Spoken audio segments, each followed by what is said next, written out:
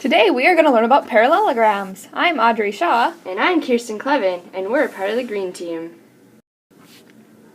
Here is a basic parallelogram. What are the first things you notice about it, Kirsten?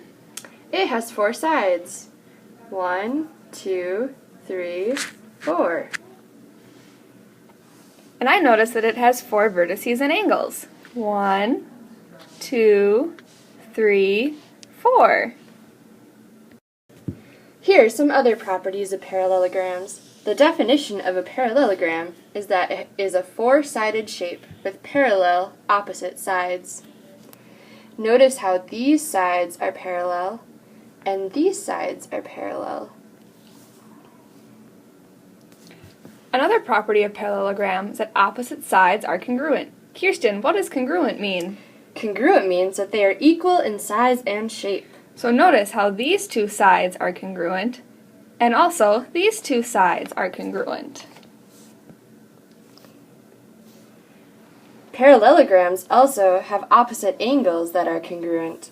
Notice how these 2 angles are congruent, and these 2 angles are congruent. Parallelograms also have consecutive angles that are supplementary. Supplementary means that they equal 180 degrees. Notice how A and B equal 180 degrees.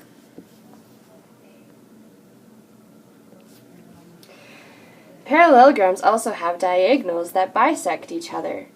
When the 2 diagonals cross, each diagonal is split into 2 congruent line segments. Parallelograms also mean that each diagonal separates the parallelogram into 2 congruent triangles. Notice how the 2 triangles are congruent. One more property of parallelograms is that all the interior angles add up to 360 degrees.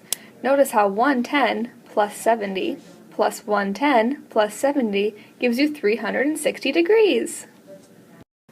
Here are some examples of parallelograms. Notice how they all contain the properties we talked about, but they have special names, like the square, the rectangle, and the rhombus. Parallelograms in the real world. Can you spot the parallelogram? Here it is. Notice how there are 2 sets of parallel sides, one here and one here.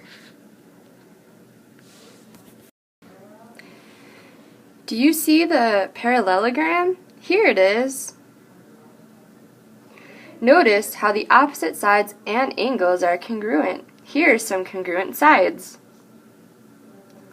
And here are some congruent angles.